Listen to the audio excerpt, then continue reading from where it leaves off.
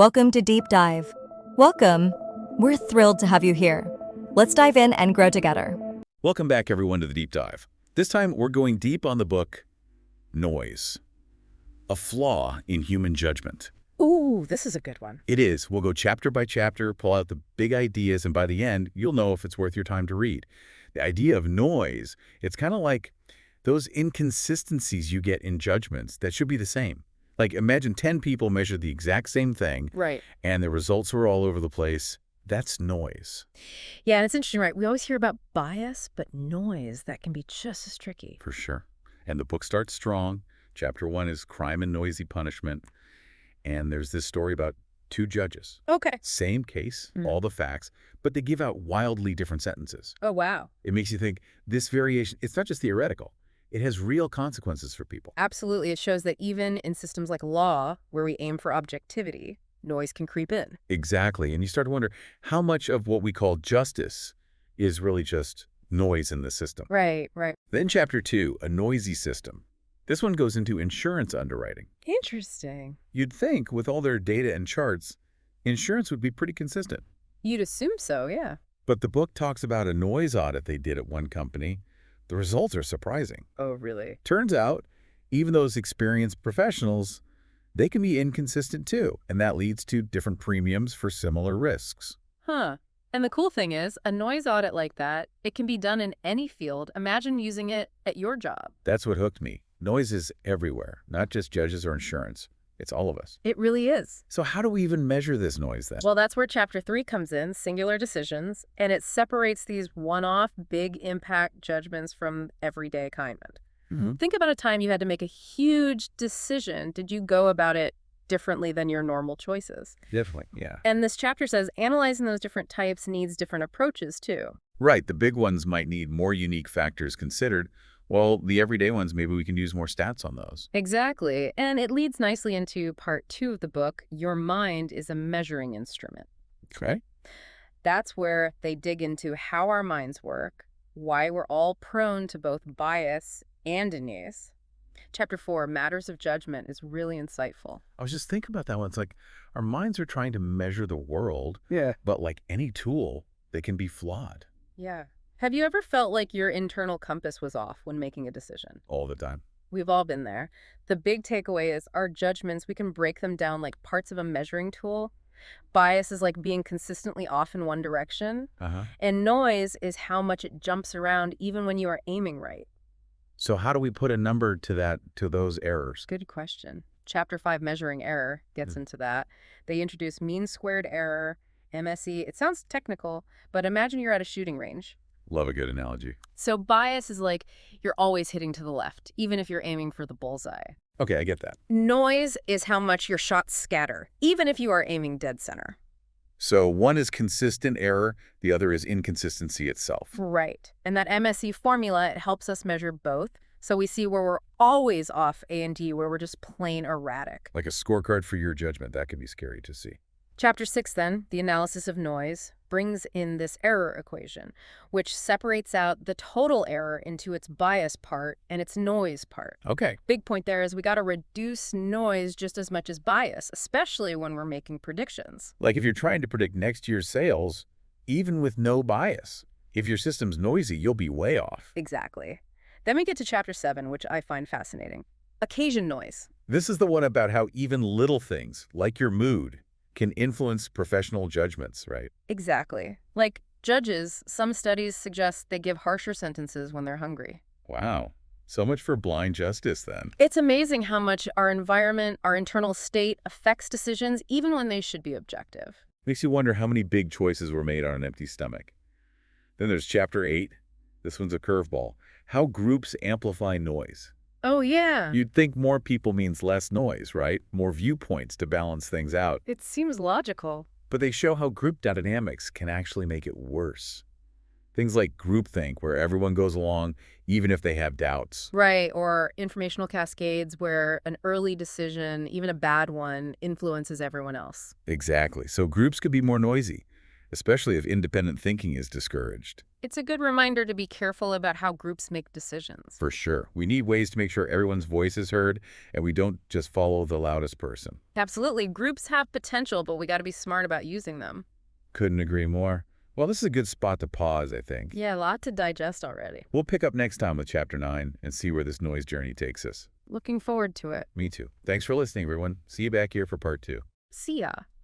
And it makes you realize we often assume we're all seeing the same thing, like we're on the same page. Yeah, like a shared reality, right? Exactly. But Chapter 9, The Illusion of Agreement, that one challenges that whole idea. Ooh. It gets into why we overestimate how much other people agree with us, and that can lead to all sorts of misunderstandings. But for sure. And they introduce this idea of the crowd within, like even in our own one minds, there can be different perspectives that clash. Wait, so noise isn't just between people. It can be inside us, too. That's what they're saying. It's like having an internal debate, but we only hear one side most of the time. Whoa, that's deep. So if noise is this widespread, what can we even do about it? Well, that's where the book gets really helpful, offering solutions and stuff. Okay, good, because I was starting to get a little pessimistic. Chapter 10, A Call to Action. It's a push to shift our focus, not just reduce bias, but tackle noise head on. Love that. Yeah. We need to be proactive. Right. And they talk about decision hygiene, basically. Habits to minimize noise, like washing your hands, but for decisions. I like that analogy. We need good mental hygiene, too. Then Chapter 11, Objective Ignorance. This one's a bit humbling. It's about the limits of knowing things, for sure. Oh, like even with the best data, some things are just unpredictable. Exactly. It reminds us to be cautious, not too overconfident in our predictions. Sometimes we do crave certainty, but maybe accepting uncertainty is actually wiser. I think so. Knowing what we can know and accepting what we can't. Makes sense. So back to bias for a sec. Chapter 12, debiasing, dives into specific techniques to reduce it. Yeah, things like checklists, getting diverse opinions, considering alternative explanations, that kind of stuff. So tools to catch those systematic errors we make. Exactly. And Chapter 13, Decision Hygiene, builds on that, giving strategies specifically for noise reduction. Okay, so it's like we have tools for bias and now tools for noise too. Right.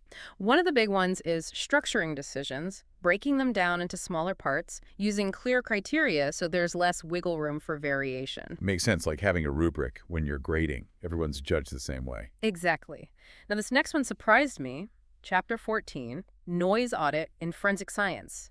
It shows how even in fields like fingerprint analysis, noise can be a problem. Whoa, seriously? I thought that was super objective. Turns out, even there, examiners can reach different conclusions looking at the same prints at different times. That's kind of scary. Those judgments have huge weight in court. It shows no field is immune. We need good quality control everywhere, even where we think it's already objective. For sure, for sure. So Chapter 15, improving personnel selection through structure.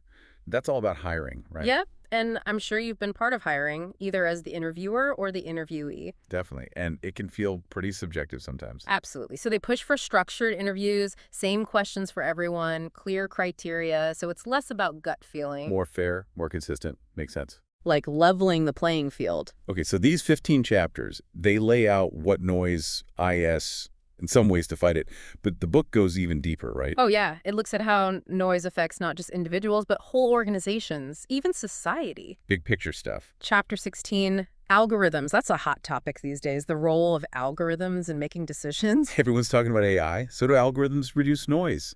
They can process so much data. They can. That's one of their benefits. The book acknowledges that. They can be more consistent, more efficient. But there's got to be downsides, too. Right, especially if the data they're built on is biased to begin with, or if they lack transparency, we can't see how they're deciding. So it's a trade-off. They help with noise, but we got to watch out for other problems they might create. Absolutely. It's not a simple fix. Okay, and Chapter 17, dignity.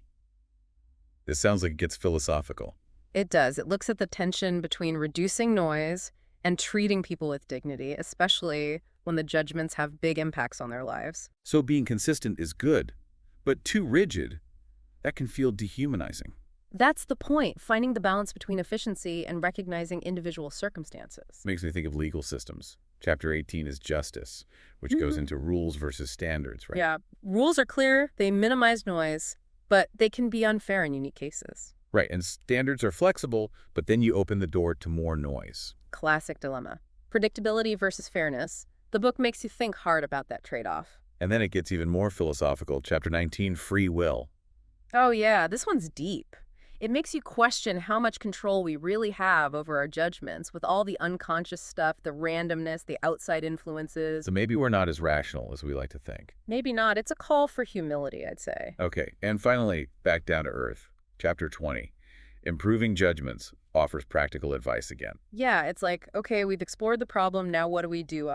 It sums up a lot of the strategies from earlier: decision hygiene, noise audits, using algorithms thoughtfully. So it's hopeful we're not powerless against noise. Not at all. We can get better, both individually and as organizations. That's good to hear. And I think the book even has more specific examples after this. It does. Chapters 21 through 26 are case studies showing how noise and decision hygiene play out in different fields. Oh, cool. So like forecasting, medicine, law, stuff like that. Exactly, showing it's not just a theory. This affects real decisions being made every day. It really drives home that noise is everywhere, touching everything we do. Yeah, it's a problem. But the good news is we can do something about it. Once we understand it, we can use the strategies in the book. Okay, good to know it's not hopeless.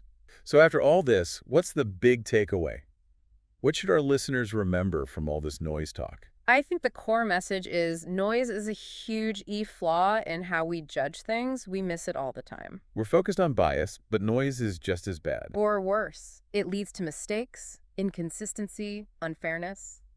But the movement doesn't just complain, it gives us solutions too. Right, they give us a way to get better, both as individuals and in our organizations. Exactly. Decision hygiene, noise audits, using algorithms carefully, they're all in there. And I think the biggest thing is just awareness. Once you see how much noise there is, you start to question things. You get more critical of your own thinking, you look for other perspectives. It's like shining a light on something we usually ignore. Making the invisible visible.